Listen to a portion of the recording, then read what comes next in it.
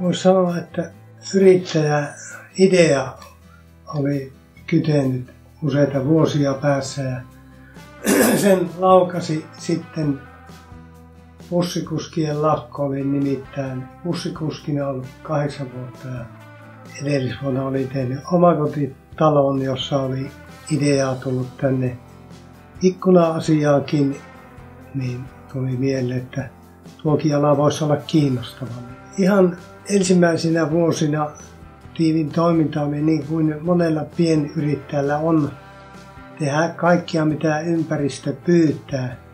Siis meillä oli tuotteena tavalliset lasien korjaukset, traktorin lasien vaihtamiset ynnä muut. Ikkunaremonttia ei pienessä määrin ja jopa keittiökalusteita parin vuoden aikana. Muutaman toimintavuoden jälkeen, kun todettiin, että tämä on vähän hässäkkää tämä homma, niin ymmärrettiin, että jotain täytyy tehdä ja siinä oli sitten tämmöinen ulkopuolinen apukin mukana, konsultaatioprojekti, hyvinkin mittava. Voisi sanoa, että jos 10% liikevaihdosta sijoitetaan henkiseen pääomaan, joka voi kävellä ovesta pois milloin lähtee, niin oli aikamoinen sijoitus silloin. Ja sen projektin aikana tämä idea tiivistyi, eli liikeidean ymmärtäminen ja sisäistäminen tapahtui. Keskityimme korjausrakentamiseen.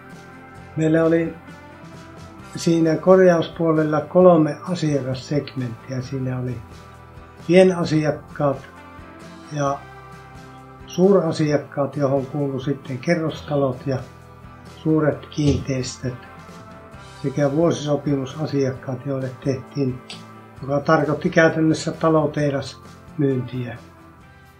Tuotteena meillä oli alussa vain ikkunat ja ovet tulivat sitten vähän myöhemmin. Siihen aikaan Suomessa korjausrakentamisen osuus koko rakennusmarkkinassa oli noin 20%. Samanaikaisesti se Keski-Euroopassa edusti noin puolta koko rakennustuotannon määrästä.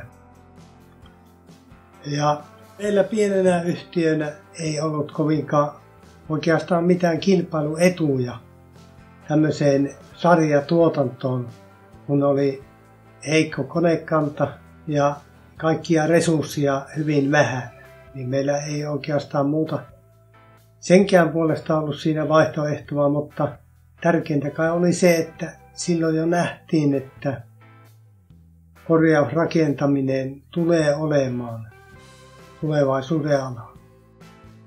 Siihen aikaan, kun me aloitettiin 70-luvun loppupuolella, niin palvelua ei tunnettu tällä toimialalla ollenkaan. Se ala oli erittäin kehittymätön. Ikkunat toimitettiin suurimmalta osaltaan ilman lasia, ilman pintakäsittelyä, ilman pintaheloja. Ja kun me aloitettiin, niin me aloitettiin alusta saakka niin, että ikkunassa on värit päällä, tiivisteet ja lasit. Ja jos asiakkaalla on jotain valittamista, se tietää, kelle valittaa. Ja meidän asentaja, kun asentaa myös, niin on vain yksi, jolle asiakasreklamaatio voidaan kohdistaa. Me on saatu toimia suoraan asiakaspinnassa tämän meidän myyntiorganisaatio ja asennusorganisaation kautta. Ne toimivat suoraan asiakaspinnassa. Ja näin me on saatu myös suoraan henkilöiden kautta palautetta, sitä aitoa palautetta, jossa ei ole välittäjää mukana. Sillä on ollut todella tärkeä merkitys tuotteen ja toiminnan laadun kehittämisessä. Jokaisen laskun mukana on lähetetty asiakkaalle kysely, jossa on kysytty meidän toiminnasta niin tuotteesta kuin myyntihenkilöstön, asennushenkilöstön toiminnan laadusta sekä tarkistettu siinä yrityskuvaa, ennen ja jälkeen toimituksen. Se on energinen, rohkea, ennakkoluuloton, peräantamaton. Ensinnäkin jo silloin 80-luvun alkuvuosina, kun tämä tuotemerkki valittiin, tässä oli meillä asiantuntijana nuori mainosalan yrittäjä Jukka Klemetti. Hän oli hyvin luova kaveri ja hän loi ensimmäiset logot ja yritysnimeen suunnittelussa oli mukana. Ja tässä huomasin, kun tähän Invidon toimistollekin tulin, niin tämä vanha yritysnimi, tämä tiivi-logo oli ihan alkuperäisessä muodossa, joka tuntui tosi hyvälle, että elinkaari on ollut 40 vuotta. Ja sitä on vaalittu monilla eri tavoin. Se on näkynyt mainonnassa.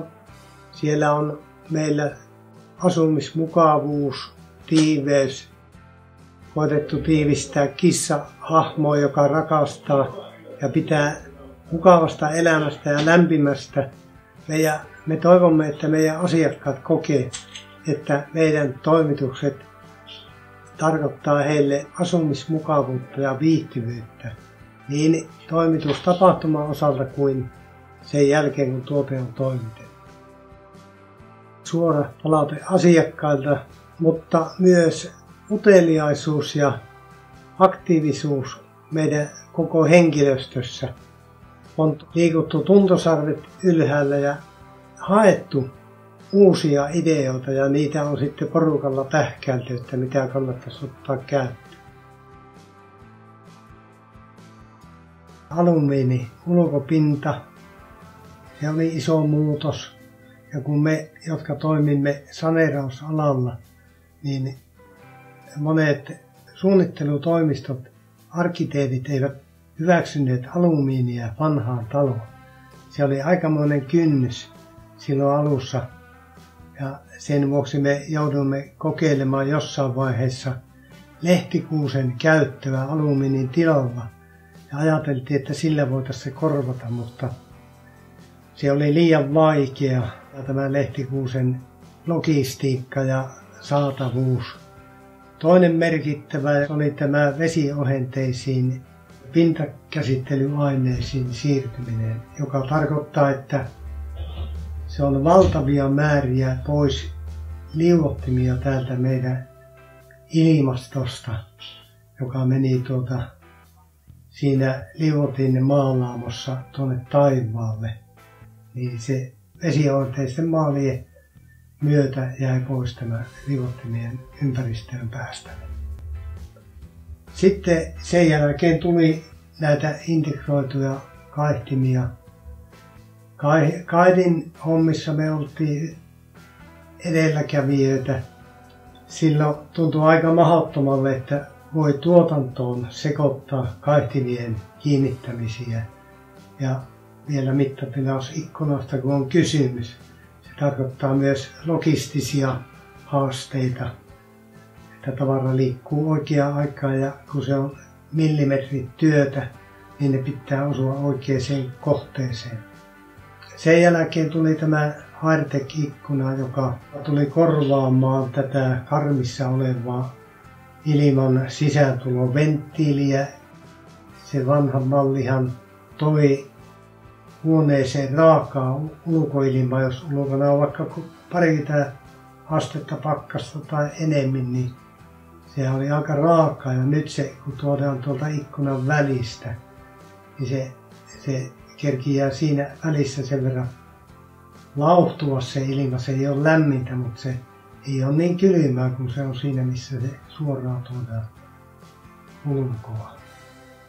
Ja edelleen nyt on kiva nähdä, että Invidon aikana on tullut uusia tuotteita. Tämä saranat on joutunut hukkaan ikkunasta ja tässä näyttää olevan uusi tuote, jossa on tämmöistä autoteollisuudessa tunnettua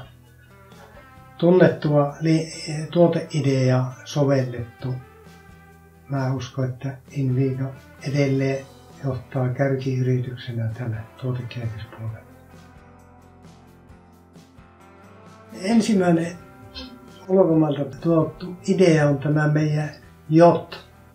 Tai se ei ole meidän jotti, mutta me sovellettiin ikkunateollisuuteen sitä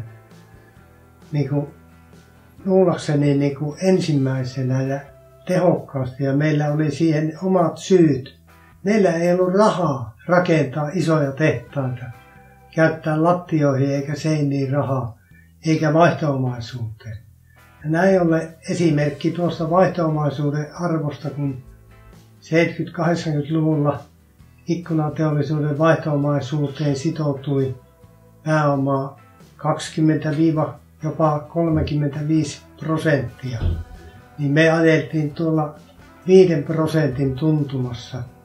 Se tarkoittaa isoa pääomaa säästöä ja samoin siihen seinien ja lattioihin rakennusinvestointisäästöjä. Ja tämän kautta meillä oli mahdollisuus kasvaa pienestä yhtiöstä Suomen toiseksi suurimmaksi ikkunatuottajaksi. Tämä oli todella merkittävä ja suuri juttu, tämä JOTin soveltaminen. Toinen, joka liittyy tänne markkinointipäähän, niin olin 85 vuonna eka kertaa Amerikassa ja istuin siellä 3-4 päivää autossa ja meillä oli kotimaassa rajattu toiminta-alue Vaasa-Jyväskylän akselin pohjoispuoli. Niin siellä ällistyi, että mikä se tämmöinen rajaus on, että ei se nyt Helsinkikään kovin kaukana ole. Ja me siirryttiin sitten tämän oivalluksen myötä, rakennettiin Etelä-Suomeen myyntiverkkoja, meidän liikevaihto tuplaantui seuraavana vuotena. Se oli merkittävä täällä myyntipäässä. Sitten kolmas merkittävä asia oli, Tiivi oli ensimmäinen, joka rakensi telemarkkinoinnin. Eli me perustettiin Jyväskylään telemarkkinointi, joka pyörii tänä päivänäkin. Tässä sain tutustua porukkaan.